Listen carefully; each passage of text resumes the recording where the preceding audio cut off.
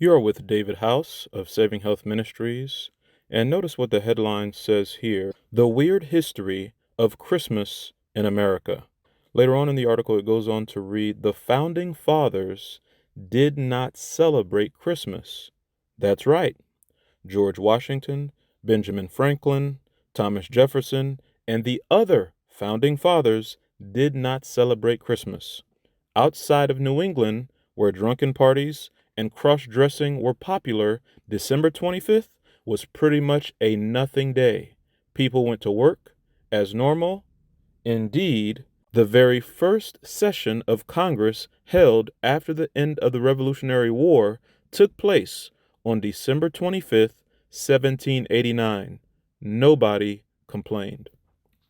So, it's very interesting if people began to dig into the history of Christmas and begin to understand that it was actually illegal to celebrate Christmas in America. Here it says Christmas, ancient pagan holiday which was criminally illegal until 1907. The article goes on to say it was Pope Gregory I who wrote to Mrdhouse telling him not to stop such ancient pagan festivals, but to adapt them to the rites of the church, only changing the reason of them from a heathen to a Christian impulse. So all those who have been claiming for years that Christmas was in fact actually a pagan holiday, you were right, and Pope Gregory I handily put it in writing for you. It goes on to say that the ban on Christmas, becoming law in many states, lasted until the apparently progressive state of Alabama was the first U.S. state to legalize Christmas in 1836, meaning there was almost 200 years during which it was criminal to celebrate Christmas in the United States. Oklahoma became the very last state to make Christmas legal again in 1907, despite the U.S. making it a federal holiday in 1870. And the reason why Christmas was illegal in America was because America was established by pilgrims who were fleeing persecution in Rome. They were fleeing persecution from the Catholic Church. Remember, over 50 million Christians died from 538 to 1798. And remember, in America was established in the late 1700s. So as they were fleeing persecution and came to establish true Christianity based on the Bible and the Bible alone, which was separate from the pagan and Roman traditions of Europe, they established that there would be no celebration of Christmas in America. And so it was illegal to celebrate it here in America. But then in 1836, Alabama was the first state to allow it. So again, it shows us it has its origins in paganism and Catholicism, has nothing to do with Christianity. Here's an article that I found on ancientorigins.net.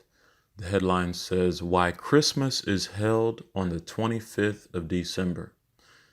It goes on to say, according to popular tradition, Christmas is celebrated on the 25th of December to honor the birth of Jesus. However, no records exist in the Bible or elsewhere to suggest that Jesus was actually born on this date. So it raises the important question, why is Christmas celebrated on the 25th of December? Goes on to read, the answer points back to the Romans' pagan celebrations of the winter solstice. Two celebrations in particular took place around December 25th, the Saturnalia and the birthday of the sun god Mithra. Saturnalia festival began on the 17th of December and was extended to about the 23rd or 25th of December. Now, in regard to the birth of Mithra, it says followers of the cult of Mithras, which became popular among the military in the Roman Empire from the 1st to the 4th centuries AD, are believed to have celebrated his birthday on the 25th of December, which was the most holy day of the year for many Romans. The worship of the sun god, Mithra, has its origin in Persia from around the 6th century BC and was later adapted into Greek as Mithras. So here we see that the sun god was celebrated on the 25th of December. So in other words, Christmas has its origin in a pagan holiday which worshiped the sun. Therefore, we see many Christians today worshiping the sun unknowingly by celebrating Christmas and by attending church on Sunday. Notice what it goes on to read about Mithra. It says, while it is widely accepted that the Mithric New Year and the birthday of Mithras was on December 25th and was celebrated on this day as part of the Roman Natalis Invicti festival, others have argued that the Natalis Invicti was a general festival of the sun and was not specific to the mysteries of Mithras. Nevertheless, it is clear that the 25th of December was an important day for the Romans and revolved around a celebration of the sun. So clearly, Mithras is involved in worshiping the sun, which was on December 25th. And it was Constantine who actually decided that the birthday of the sun god would also be the birthday of the Son of God. It was Constantine who made that decision, and it was Constantine who passed a law in 321 AD that everyone had to worship on Sunday. And it became popular in our society, and hence the reason why many worship on Sunday today, not knowing that this is involved in paganism. This is Catholicism. Has nothing to do with Christianity. Nothing at all to do with Christianity. And even the Bible speaks against the celebration of holidays and the celebration of the sun. Notice what it says, that what the heathen do in Jeremiah 10, beginning at verse 1. Jeremiah 10, beginning at verse 1, the Bible says, hear ye the word which the Lord speaketh unto you, O house of Israel.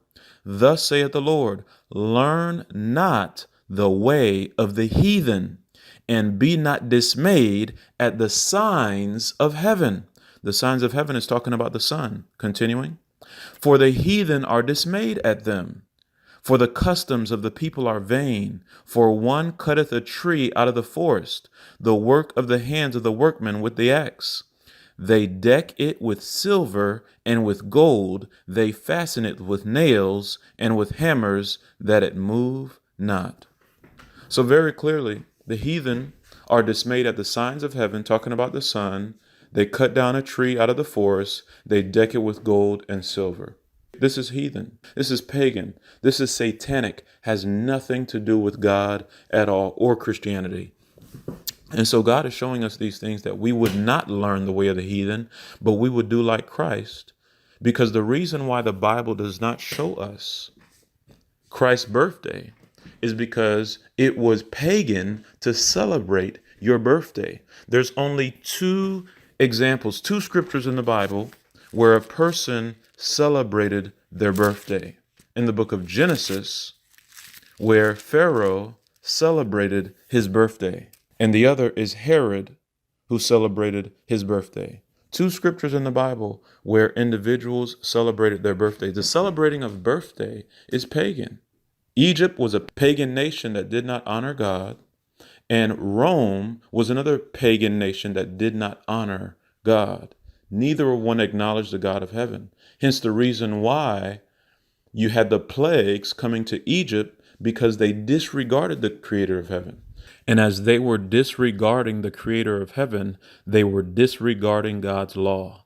And notice what the fourth commandment says about God being the creator of heaven and earth, and the true day that we are to honor in respect to him as the creator.